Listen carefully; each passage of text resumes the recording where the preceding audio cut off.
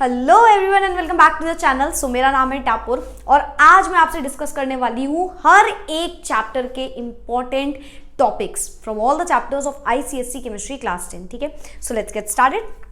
First chapter जो आपका होता है दैट इज पीरियोडिक टेबल।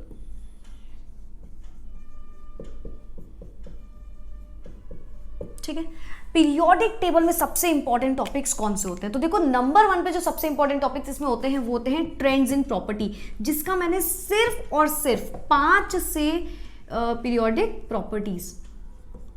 ठीक है, तो इसका मैक्सिमम 5 से 7 to 10 मिनट्स का कुछ अराउंड वीडियो है जिसमें मैंने सारी पीरियोडिक प्रॉपर्टीज के ट्रेंड्स डिस्कस करे। ये बहुत इंपॉर्टेंट होता है, इसका क्वेश्चन आता ही आता है। आप किसी भी साल का पेपर उठा के देख लीजिए, चूज द करेक्ट ऑप्शन में, गिव रीजन में, 1 वर्ड में, नेम द फॉलोइंग में एंड सो ऑन। तो ये तो आना ही आना है कि इलेक्ट्रोनेगेटिविटी बढ़ेगी, इलेक्ट्रोनेगेटिविटी कम होगी, या एफिनिटी बढ़ेगी, या आयनाइजेशन पोटेंशियल बढ़ेगा, या एटॉमिक रेडियस बढ़ेगी एंड सो ऑन। ठीक है, साथ ही में इसके साथ कुछ इंपॉर्टेंट डेफिनेशंस होती हैं जो मैंने अभी नाम बताए, जैसे कि इलेक्ट्रॉन एफिनिटी, इलेक्ट्रोनेगेटिविटी, ठीक, आयनाइजेशन पोटेंशियल, एटॉमिक रेडियस, ये सब। तो ये कुछ इंपॉर्टेंट डेफिनेशंस हैं जो इससे आ सकती हैं। थर्ड, अगर मैं इसकी बात करूं तो कुछ इसके जैसे कि आपको नोबल गैसेस के बारे में पता होना चाहिए कि वो कहाँ लाया करती है। मतलब बेसिकली मैं बोलूं तो पोजिशंस, ठीक, किसी भी पर्टिकुलर एलिमेंट की पोजीशन क्या होती है, क्योंकि वो आपको फाइंड आउट करने के लिए दे देते हैं कि एक चार्ट बॉक्स है, इसमें ये एक्स है, ये वाई है, और क्या होगा इसमें कैटायन एंड आयन के बीच में, तो वो आपको पता होना चाहिए। और जो कि आप क्लास 9th में पढ़ के आते हो तो वो आपको थोड़ा बहुत आता भी है। ठीक है, then next comes chapter number 2 that is chemical bonding.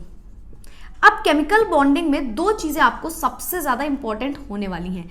Number 1 होता है कि किस तरीके से डॉट स्ट्रक्चर्स बनते हैं, both electrovalent and covalent bond के, उसमें भी कुछ इंपॉर्टेंट होते हैं। जैसे कि अगर मैं डॉट स्ट्रक्चर की बात करूं तो आप हाइड्रोनियम आयन, आप अमोनियम आयन, आप कार्बन टेट्राक्लोराइड, आप मीथेन, ये सब कुछ इंपॉर्टेंट चीजें होती हैं जो ज्यादा अच्छे से पढ़ के जाना, जो ज्यादा इंपॉर्टेंट होती हैं। ठीक है, इसके अलावा बच्चे ज्यादातर फोकस सिर्फ इसमें करते हैं, लेकिन इससे एक चीज और बहुत ज्यादा इंपॉर्टेंट आती है जो कि होती है इसकी प्रॉपर्टीज। ठीक, प्रॉपर्टीज, उनकी एक्सप्लेनेशंस, जैसे कि जो मॉलिक्यूल है या फिर बोल लो जो कोवेलेंट है, उसमें कोवेलेंट बॉन्ड में मॉलिक्यूल्स होते हैं, आयंस एंड मॉलिक्यूल्स होते हैं, ये वाले टाइप के क्वेश्चन। ठीक है, जो प्रॉपर्टीज रिलेटेड होते हैं ये बड़े ही इंपॉर्टेंट होते हैं और इससे भी क्वेश्चन बहुत आते हैं। ठीक है, नेक्स्ट होता है आपका third chapter that is acids, basis and salts. Acids, basis and salts, ठीक है, समझ जाना आप लोग। Acid basis and salt, acid basis and salts की अगर हम लोग बात करें तो भाई यहाँ पे तो आपके पहली चीज सबसे इंपॉर्टेंट होती है जितनी भी रिएक्शंस होती हैं। ठीक, इसके अलावा यहाँ पे क्या इंपॉर्टेंट होता है? इसके अलावा जो एसिड बेसिस सॉल्ट में सबसे ज्यादा इंपॉर्टेंट होता है वो होता है टाइप्स।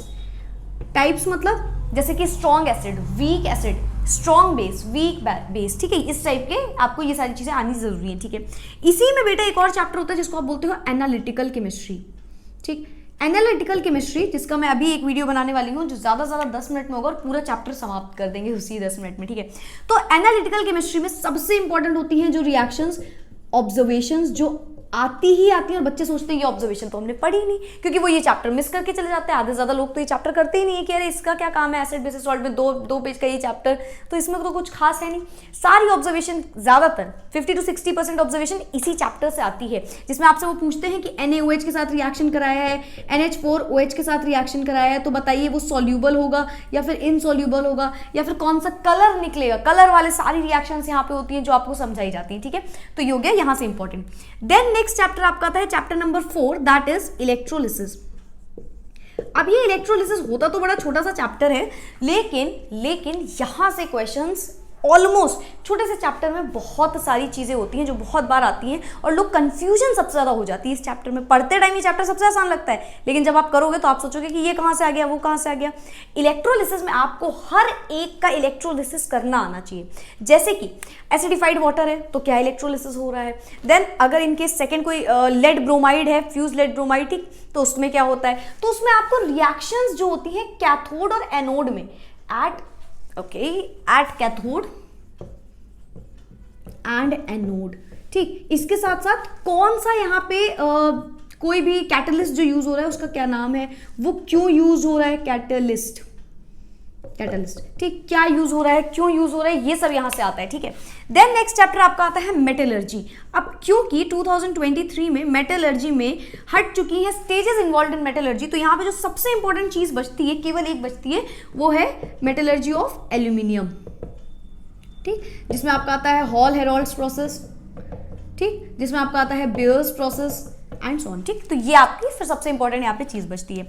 नेक्स्ट आता है आपका, I am extremely sorry, I think 4th chapter मैंने गलत लिख दिया ना, मोल कॉन्सेप्ट होना था, कोई बात नहीं, मैं 4th वाला यहाँ पे लिख दे रही हूँ, ठीक है, मोल कॉन्सेप्ट, ठीक है। अगर मैं बात करूंगी मोल कॉन्सेप्ट की, तो मोल कॉन्सेप्ट में सबसे इंपॉर्टेंट होते हैं ऑब्वियसली गे-लुसाक्स लॉ, ठीक, नंबर 1। नंबर 2, जितने ऑब्वियसली ये तो आपको बहुत अच्छे से पता होगा, इसमें 2 ही 3 टॉपिक है, क्योंकि एवोगाड्रोस लॉ अगेन हट चुका है 2023 से, तो गे-लुसाक्स लॉ। इसके अलावा यहाँ से जो चीज इंपॉर्टेंट है वो है आपके मोल कॉन्सेप्ट वाले इंपॉर्टेंट क्वेश्चन, जैसे कि स्टोक्योमेट्रिक वाले, सॉरी ये हटा देते हैं, जो स्टोक्योमेट्रिक वाले क्वेश्चन होते हैं ना, जिसमें आप परसेंटेज निकालते हो, इंपेरिकल फॉर्मूला लिख देती हूँ, ठीक, molecular formula, empirical formula and vapour. अब यहाँ पे आपको ना कुछ डेफिनेशंस भी याद करना बेटा। देखो हम लोग मोल कॉन्सेप्ट को समझते हैं कि मोल कॉन्सेप्ट में तो सारे क्वेश्चंस के क्वेश्चन है। एक मैं आपको बात बताऊँ, आप कभी 1-2 साल का पेपर देखना, उसमें डेफिनेशंस आ रही है मोल कॉन्सेप्ट से, जैसे कि गे-लुसाक्स लॉ की डेफिनेशन पूछते हैं, जैसे कि इंपेरिकल फॉर्मूला, जैसे कि मॉलिक्यूलर फॉर्मूला। मैं डेफिनेशन लिख देती हूँ, मॉलिक्यूलर फॉर्मूला, इंपेरिकल फॉर्मूला, ठीक, इंपेरिकल फॉर्मूला की आई है पिछले साल, एंड नेक्स्ट होता है आपका वेपर डेंसिटी की डेफिनेशन आ जाती है, ठीक है, और गे-लुसाक्स लॉ की डेफिनेशन आ जाती है। तो यहाँ पे कुछ डेफिनेशंस भी इंपॉर्टेंट होती हैं, ये तो है ही है इंपॉर्टेंट, बट सबसे इंपॉर्टेंट वहाँ पे वो है। One more thing very important, note it down. हम लोग मोल कॉन्सेप्ट जब आप लगाते हो, आप बहुत टफ क्वेश्चंस लगाते हो, आपने खुद ये चीज नोटिस करी होगी, जब आप मोल कॉन्सेप्ट लगाओगे, इंपेरिकल फॉर्मूला का भयानक क्वेश्चन उठा लोगे, गे-लुसाक्स लॉ का भयानक क्वेश्चन उठा लोगे, नहीं करना ऐसा। गे-लुसाक्स लॉ का बहुत आसान सा क्वेश्चन आता है, तो बेसिक को स्ट्रॉन्ग करते चलो, बहुत आसानी से हो जाएगा ये वाला चैप्टर, ठीक है। अपनी बेसिक्स इसमें बहुत स्ट्रॉन्ग कर लेना, इतनी कर लेना कि क्वेश्चन आए तो आपको हलवा लगेगा, क्योंकि वो वैसे भी हलवा आता ही है, ठीक। कोई भी क्वेश्चन इनका इतना हाई फाई रेट का नहीं आता जितना आप प्रैक्टिस कर ले जाते हो, और बहुत ज्यादा पढ़ोगे तो भी कोई फायदा नहीं, क्योंकि आना ये पेपर एवरेज टाइप का होता है, ठीक है। तो आप हार्ड पढ़ते हो तो आपकी कंफ्यूजन कई बार पड़ जाती है। तो मतलब इन शॉर्ट मैं बताऊं तो आपके पास अभी टाइम अगर कम है तो इस पे इजी क्वेश्चन अच्छे से लगा लो, और इसका कॉन्सेप्ट बहुत अच्छे समझ लो कि ये चीजें होती है, बाकी तो आप मैथ्स इस पे करनी है केवल, ठीक है। नेक्स्ट आता है chapter number 7, that is study of compounds, सबसे important chapter of this chemistry, ठीक। क्लास 10 में सबसे इंपॉर्टेंट होता है, क्योंकि फर्दर इसमें 4 चैप्टर्स होते हैं। HCl होता है, इसमें अमोनिया होता है NH3, इसमें होता है नाइट्रिक एसिड, इसमें होता है सल्फ्यूरिक एसिड, ठीक है। सभी की लैब प्रिपरेशन जिसकी भी हो, ठीक है, जैसे एक में नहीं है तो सभी की लैब प्रिपरेशन आपको याद रखनी है, ठीक। अगर इंडस्ट्रियल प्रिपरेशन है तो वो प्रिपरेशन आपको याद रखनी है, एंड इसमें आती हैं आपकी इक्वेशंस, सबसे ज्यादा इक्वेशंस इसी चैप्टर से आती है, ठीक है। तो इस चैप्टर की सारी इक्वेशंस को बहुत ध्यान से पढ़ना, हमेशा इक्वेशंस के बॉक्स याद करो, मैंने पहले भी ये बात बताई हुई है, that is box in the sense कि hydrogen HCl reacts with this, will give out this and this, ठीक। Acid reacts with base, gives out salt and water. तो ये वाली इक्वेशंस याद करो, ऑलमोस्ट आपको दिखेगा कि 80% चीजें सिमिलर आ जाएंगी सब में, ठीक है। माइन्यूट से डिफरेंस आता है, किसमें कौन सी गैस निकल रही है एंड सो ऑन, तो वो डिफरेंसेस अलग होते हैं, लेकिन ऑलमोस्ट सेम रहेगा, तो वो चीज इंपॉर्टेंट है, ठीक है। लास्ट आता है आपका ऑर्गेनिक केमिस्ट्री, ठीक है। अगर मैं बात करूं ऑर्गेनिक केमिस्ट्री की, तो यहां पे आपको जो सबसे इंपॉर्टेंट है वो है, एक तो नेमिंग आनी चाहिए, नेमिंग इज लाइक आनी चाहिए अच्छे से, ठीक। इट इज नॉट लाइक इससे बहुत ज्यादा मार्क्स से क्वेश्चन आते हैं, बट इससे सेक्शन ए में भी क्वेश्चन आता है, सेक्शन बी में भी आ जाता है कई बार। सेकंड इसमें सबसे इंपॉर्टेंट होता है बेटा आइसोमेरिज्म, या आइसोमर्स जिसको आप बोलते हो, ठीक है।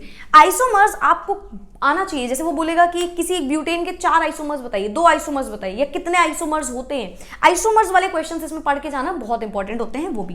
साथ ही में इसमें आपको प्रिपरेशन अगेन आनी चाहिए, और साथ में कुछ रिएक्शंस। प्रिपरेशन कैसी? Preparation of alkene, alkene, alkyne, ठीक। इथेनॉल कैसे बन रहा है, वुड्स रिएक्शन क्या होती है, सोडियम मेटल वाली एंड सो ऑन। तो ये प्रिपरेशन यहाँ पे याद रखना। रिएक्शंस यहाँ पे जैसे कि कार्बन के साथ कार्बन रिएक्ट कर रहा है, एल्केन रिएक्ट कर रहा है क्लोरीन से, तो क्लोरीनेशन वाली रिएक्शन क्या हो रही है, एक बार क्लोरीन CH3Cl2 बन रहा है, CH3Cl बन रहा है, CH2Cl2 बन रहा है, फिर CCl4 बन जाता है एंड में। तो कुछ रिएक्शंस प्रिपरेशन वाली यहाँ पे होती है, या कुछ रिएक्शंस कह लो कि हर एक एल्केन, एल्कीन, एल्काइन की अलग अलग होती है, वो याद करके जाना, ठीक है। तो ये कुछ इंपॉर्टेंट टॉपिक्स होते हैं जिनको आपको हर एक चैप्टर से पढ़ के जाना है। इन चैप्टर्स को आप 100% अपना कर लोगे तो आपके मार्क्स भी 100% आने से कोई नहीं रोक सकता। These are the all important chapters जो अगर आप अभी प्रिपेयर करने बैठोगे तो you can score very good marks in chemistry class 10, ठीक है। So that's it for today, मिलते हैं नेक्स्ट वीडियो में, bye bye, take care, keep studying.